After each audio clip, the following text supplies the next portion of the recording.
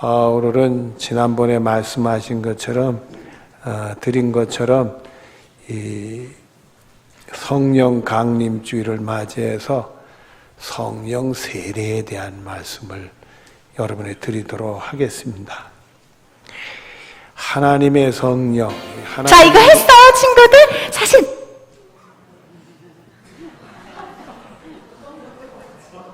깜짝 놀랐어요. 이 하나님의 성령에 대한 말씀은 창세기 시작부터 나옵니다. 창세기 1장 1절 뒤를 보면 하나님의 영은 수면 위에 운행하시니라 이렇게 말씀하셔서 하나님이 천지 창조를 하실 때 성령님도 같이 하신 내용이 나옵니다. 그리고는 출애굽기도 나오고 구약의 곳곳에 하나님의 영에 대한 말씀들은 나옵니다. 그런데 이 성령이 강림해서 역사할 때 우리에게 성령 세례가 임하게 되는데 이 성령 세례에 대한 말씀은 세례 요한이 제일 처음으로 말씀을 합니다. 마가복음 1장 7절과 8절에 보면은 그가 전파 이르되 세례 요한을 가리킵니다. 세례 요한이 전파 이르되 나보다 능력 많으신 이가 내 뒤에 오시나니 누구를 얘기하죠? 예수님. 예수님이 내 뒤에 오신다. 나는 굽혀 그의 신발끈을 풀기도 감당하지 못하겠노라. 나는 너에게 물로 세례를 베풀거니. 세례 요한은 물로 세례를 주었죠. 베풀거니와 그는 예수님은 너에게 성령으로 세례를 베푸시니라. 이렇게 말씀을 했어요. 그래서 예수님 통해서 성령님이 이렇게 역사할 때 세례가 임할 것을 말씀을 했어요. 그리고 예수님은 또 뭐라고 말씀을 오셨느냐 하면 요한복음 16장 7절에 보면은 내가 너에게 실상을 말하노니 내가 떠나는 것이 너에게 유익이라. 예수님이 십자가를 시작하시기 바로 직전에 주신 말씀입니다. 내가 떠나가지 아니하면 보혜사가 성령님의 이름입니다. 보혜사가 너에게 오시지 아니할 것이요 내가 가면 내가 그를 너에게 보내리니. 그래서 예수님이 성령님과 더불어 이렇게 역사하시면서 우리들에게 바톤 터치하는 거, 교대하는 식으로 말씀을 하시고 또 예수님이 부활하신 다음에는 요한복음 20장 22절에 보면 말씀을 하시고 제자들에게 말씀을 하시고는 그들을 향하여 숨을 내쉬며 이르시되 성령을 받아라 이런 말씀을 주셨어요. 예수님이 숨을 내쉬면서 성령 받아라 이런 말씀을 하셨어요. 그리고 예수님이 승천하시기 직전에 이런 말씀을 또 하셨어요. 사도행전 1장 4절과 5절에 보면 사도와 함께 모이사 그들에게 분부하여 이르시되 예루살렘을 떠나지 말고 내게서 들은 바 아버지께서 약속하신 것을 기다리라 이렇게 말씀하셨어요. 그 하나님 아버지가 예수님을 통해 말씀하신 건데 약속이 있다는 거예요. 그 약속을 기다리라 이렇게 말씀하시고는 요한은 물로 세례를 베풀거니와 너희는 몇 날이 못되어 성령으로 세례를 받으리라 하셨느니라. 이 성령 세례에 대한 언급을 하셨어요. 그래서 제자들이 예루살렘을 떠나지 않고 사도행전 1장 14절 뒤로 15절 앞에 보면 더불어 마음을 같이하여 오로지 기도에 힘쓰더라. 모인 무리가 수가 약 120명이나 되더라 이런 말씀을 했어요. 그래서 이 초대교회 때 성령 강림을 통해 성령 세례 받은 분들이 120명이 되는 거예요. 이 사람들이 예수님 말씀대로 예루살렘을 떠나지 아니하고 하나님의 약속을 기다리면서 그게 바로 성령 강림을 통해 성령 세례죠. 그걸 기다리면서 더불어 마음을 같이 해서 오로지 기도에 힘썼다. 그래서 여러분들 우리 이 성령의 역사로 성령 세례 받을 때 기도하다가 그런 걸 받을 수가 있단 말이에요. 그런 은혜가 여러분의 것이 되어지기를 바랍니다. 그 내용이 오늘 본문 말씀에 나오는데 오늘 본문을 보죠. 1절부터 3절까지를 보면은 오순절 날에 이미 이름에 그들이 다 같이 한 곳에 모였더니 여러분 이게 마가의 다락방이죠. 오순절 날 마가의 다락방에 뭐 했겠어요? 더불어 오로지 같이 힘쓰였다. 기도에 힘쓰는 일을 했겠죠. 호련히 하늘로부터 급하고 강한 바람소리가 있어 그들이 앉은 온 집에 가득하더라. 이 마가의 다락방에 소리가 강하게 났는데 강한 바람소리 같은 게 성령이 임하실 때 강한 바람소리가 났다는 거예요. 그 다음에 보면 마치 불의 혀처럼 불들이 막 갈라지는 것처럼 혀처럼 갈라져서 갈라지는 것들이 그들에게 보여 이렇게 눈에 보였는데 각 사람 위에 하나씩 임하여 있더니 불꽃들이 각 사람에게 가리키는 것처럼 하나씩 그 위에 이렇게 임하게 됐단 말이에요. 그러고는 본문 4절에 보니까 그들이 다 성령의 충만함을 그때 성령의 강림을 통해 충만을 받는데 성령 세례를 받게 되는 거예요. 그러고는 성령이 말하게 하심을 따라 다른 언어들로 말하기를 시작하니라. 방언을 얘기하기 시작했다 이게. 근데 우리하고 좀 다른 게 요즘 방언은 사람들이 잘 못 알아듣는 거 있잖아요. 통역이 없으면 그게 말을 못 알아듣는데 이 당시는 알아듣는 방언을 했어요. 본인들은 못 알아들을지 몰라도 알아듣는 방언을 했어요. 저도요, 이 방언을 받으려고 청년 때 엄청 했었어요. 아주 방언 받는데 다 쫓아다녔어. 기도원도 쫓아나고 방언을 위주로 한다는 교회 가서 철야 기도도 1년씩이나 했어요. 엄청 했었는데 하나님이 안 주시더라고. 그래서 저 딴에는 방언의 은사 받을 열심히 기도하고 그냥 따발총같이 기도를 했더니 남 알아듣는 목소리가 나오긴 해요. 근데 가짜요. 진짜 방언 아니야. 내가 알지. 그래서 하나님이 나에게는 안 주시는가 보다. 그런데 제가요, 목사가 돼서 방언의 은사를 받았어요. 제가 하나님의 은혜가 있어서 그때 정말 진심으로 하나님을 향해 하나님 사랑해요. 제가 3번 외쳤을 때 그때 방언의 은사 받았어요. 그 여러분들에게 제가 하나님 사랑해라고 막 외친다고 그 외치라고 그러잖아요. 근데 저한테 그 은혜가 있어서 그런 거예요. 그래서 방언의 은사를 받았는데 저는 그 방언이라는 은사를 받은 걸로 끝나질 않았어요. 저는 그 언어 난증이 있어서 말을 이렇게 시원하게 못하는 사람. 그래서 이렇게 목사가 될 때는 사명감만 가지고 되는 줄 알았더니 말을 잘해야 되겠더라고요. 설교를 잘해야 되겠더라고요. 설교를 하는데 그게 저는 잘 안 돼요. 표현이 잘 안 돼. 그래서 강대상에서 말 실수를 많이 해서 교우들이 막 웃기도 하고 그러는 거예요. 얼마나 망신스러운지. 제가 설교를 하고는 집에 못 들어갔어요. 집에 식구들을 보기가 힘들어가지고 길을 가면서 많이 울었어요.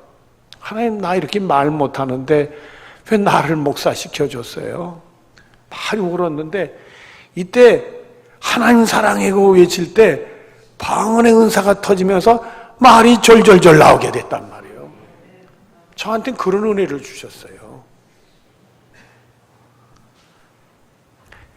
이 사람들이 이 방언의 은사를 받을 때 사람들이 못 듣는 방언이 아니라 알아듣는 방언에서 그 내용이 오늘 보면 6절 뒤로 8절에 나옵니다. 큰 무리가 모여 이날이 오순절날, 오순절날 유대 3대 절기예요. 일주일간 절기를 지나가니까 뭐 이스라엘 땅에 사는 시골 사람들도 다 올 뿐만 아니라 외국에 사는 사람들도 다 몰려들어요. 그러니까 보통 많이 몰려들면 100만 명이면 그 당시에 예루살렘이 한 20만 명 인구라고 그러는데 100만 명, 200만 명씩 이렇게 예루살렘에 모였다는 게 바로 그 오순절날 큰 무리가 모였는데 각각 자기의 모대로 그 사람들이 외국에 온 사람들이 각각 자기의 모로 방언으로 제자들이 말하는 것을 그 소동하여 다 놀라 신기하게 여겨 이르되 보라 이 말하는 사람들이 다 갈릴리 사람이 아니냐 우리가 우리 각 사람의 난 곳 방언으로 듣게 하는 것이 어찌 됨이냐. 그러니까 알아듣는 말을 한 거예요. 외국 말을 한 거예요. 이때 모여든 사람이 로마에서 온 유대인들도 있고요. 그리스에서 온 유대인들도 있고요. 터키에서 온 유대인들도 있고요. 아랍에서 온 유대인들도 있고요. 애굽에서 온 유대인들도 있고요. 리비아에서 온 유대인들, 세계 각지에서 온 사람들이 자기 나라 말로 했어요. 근데 이 제자들이 갑자기 방언의 은사를 받는데 로마 사람들에게는 로마 말로, 그리스 사람들에게는 그리스 말로 막 하기 시작했단 말이요. 이 말씀을 보니까 나도 생각이 좀 달라지더라고요. 제가 영어를 공부할 때 되게 힘들더라고요. 그래서 이 방언의 은사를 받으면 나도 영어를 잘하지 않겠는가 해가지고 기도도 해봤는데요. 안 주시더라고요. 욕심으로 그냥 영어 공부 안 하고 대충 그냥 넘어가려고 그랬었는데 나중엔 믿으면 주세요. 정말 부득이해서 영어로만 알아듣는 곳에 가서 내가 하나님 말씀을 증거할 때 하나님 내 입술을 주정해서 방언의 은사를 줘서 영어로 내가 틀림없이 하나님 말씀 증거할 줄로 믿는다. 기회만 주면 하나님이 역사할 거다. 이런 믿음은 있어요. 아직 기회는 못 얻었지만 말이에요. 그리고 본문 11절 뒤쪽에 보면은 우리가 다 우리의 각 언어로 무슨 일을 말함을 듣는도다 하고 하나님의 일, 단순히 방언으로 뭐 외국말을 한 게 아니라 하나님의 일을 증거했다 이거예요. 그렇게 예수님과 예수님에 대한 복음을 증거했겠지요. 사도행전 2장 21절에 보면 누구든지 주의 이름을 부르는 자는 구원을 받으랴. 누구의 이름은? 주의 이름. 예수님의 이름을 부르는, 예수님이 우리의 구원해 주니까 말이에요. 누구든지 예수님의 이름을 부르는 자는 구원을 받으리라. 사도행전 2장 13절 뒤로 24절에 보면 너희가 법 없는 자들의 손을 빌려, 이제 빌라도를 얘기하는 겁니다. 법 없다는 것은 뭐냐면 유대 율법을 가지고 있지 않았대. 빌라도는 이방이니까 그 얘기입니다. 못 박아 죽였으나 누구를 죽였어요? 예수님을 죽였어요. 하나님께 그를 예수님을 사망의 고통에 풀어 살리셨으니 이는 그가 사망에 매 있을 수 없습니다. 그런데 하나님이 예수님을 어떻게 했다? 다시 살리셨다. 부활시키셨다. 이게 부활시켰다. 너희들이 죽인 이거 예수를 하나님이 부활시켰다 이거요. 그리고는 사도행전 3장 19절에 보면 그러므로 너희가 회개하고 돌이켜 너희 죄 없이 함을 받으라.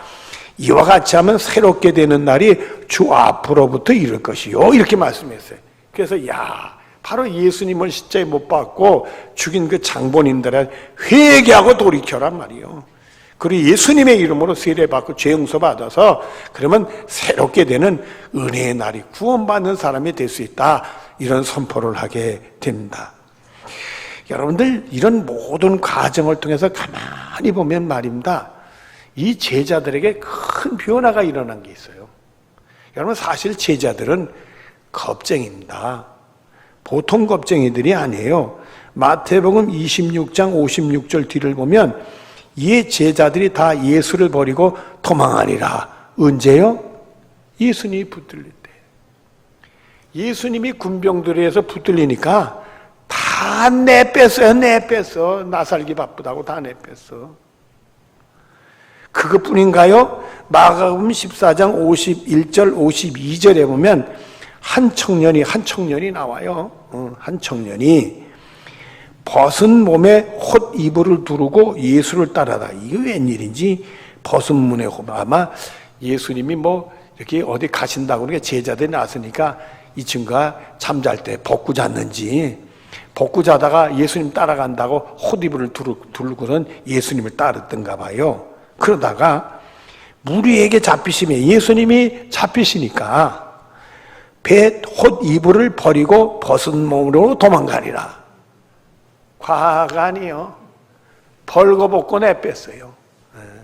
그래서 그 전에 제가 어릴 때 들었는데 아마 이 청년을 베드로라고 했던 분이 계셨어요. 어느 목사님이 베드로라고 그랬어요.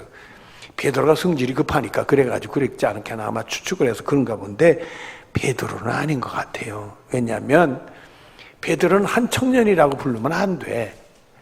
그는 장가 가서 여러분들 마태복음 8장에 보면은 예수님이 그 장모의 병을 고치는 내용이 나오잖아요.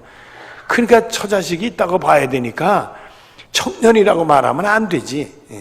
그러니까 이게 아마 예수님을 따르는 어떤 청년 하나가 벌거벗고 아주 그냥 구경할 만 했겠어.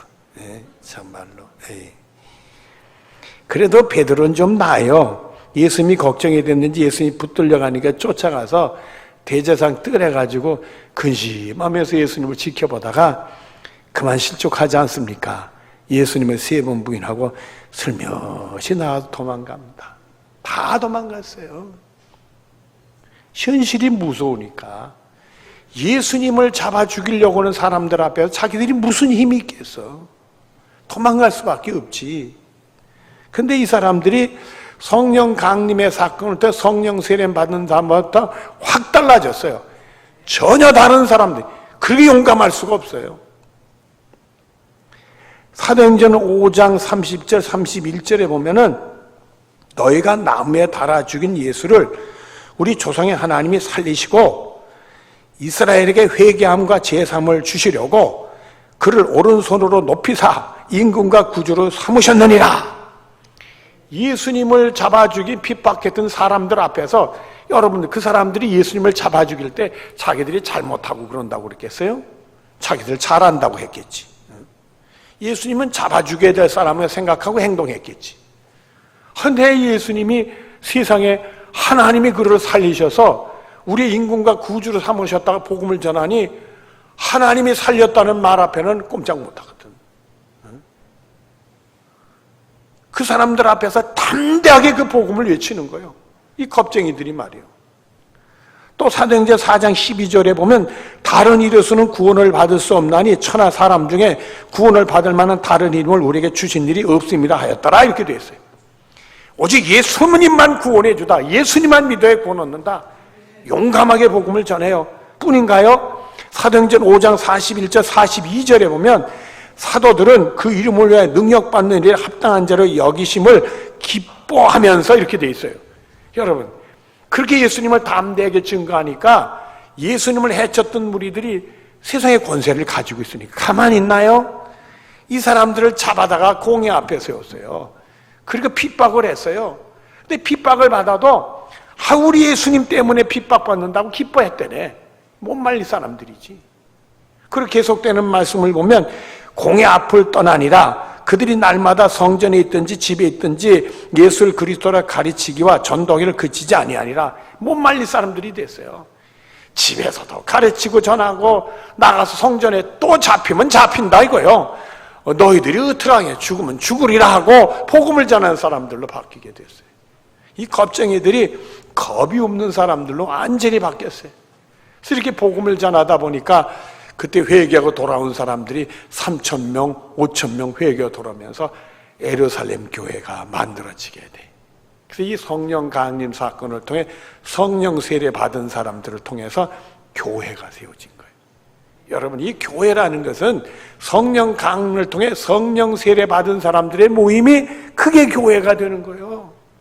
그러니까 여러분들은 성령 강림을 통해 성령 세례받는 은혜가 여러분들의 것이 되어지기를 바랍니다. 자, 우리 성경 한 권 때 우리 한번 같이 찾아보시죠. 사도행전 2장 37절부터입니다.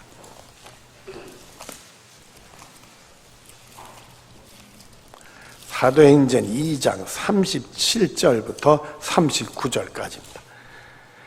같이 봅니다. 제가 수도업할 때까지 같이 봅니다. 시작. 이들이 이 말을 듣고 시작. 그들이 이 말을 듣고 마음에 찔려 수도. 무슨 말이겠어요? 사도들 통해서 예수 복음에 대한 말씀을 들은 거예요. 이 말을 듣고 마음에 뭐 했다? 찔렸어. 우리들이 죽여서는 안 될 그분을 죽여놨잖아. 마음에 찔렸어. 그 다음에 시작. 베드로와 다른 사도에게 물어 이르되 형제들아 우리가 어찌할 거거늘. 이게 큰일 났단 말이요. 아니 하나님의 아들이 구원해 주라고 복음되는데 자기들 보니까 그런 것 같아. 근데 자기들이 죽여놨네. 이걸 어떻게 수습을 하느냐 말이요. 이미 죽여놓은 걸. 이게 수습할 방법이 없잖아. 그 어찌할꼬? 그랬더니 방법을 가르쳐줘요. 38절을 봅니다. 시작. 베드로가 이르되 너희가 회개하여 수도. 너희 잘못한 걸 깨닫고 회개하라. 잘못 인정하고 하나님께 회개하라 이거예요. 그 다음에 시작. 각각 예수 그리스도의 이름으로 세례를 받고 뭐를 받아라?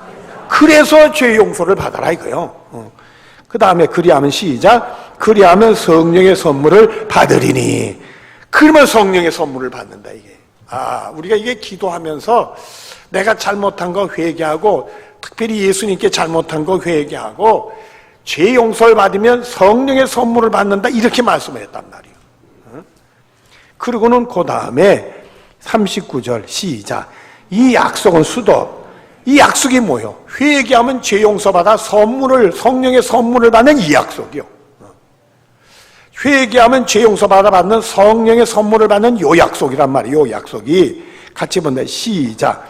너희와 너희 자녀와 모든 먼데 사람 곧 우리 주 하나님이 얼마든지 부르시는 자들에게 하시는 것이라 하고, 이렇게 되었어요.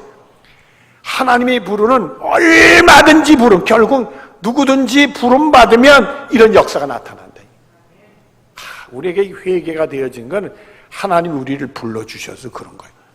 그리고는 우리가 정말 예수님 십자가에 죄 용서받은 게 다 그런 은혜 속에 성령의 역사가 되면서 놀라운 일이 벌어진다. 이게.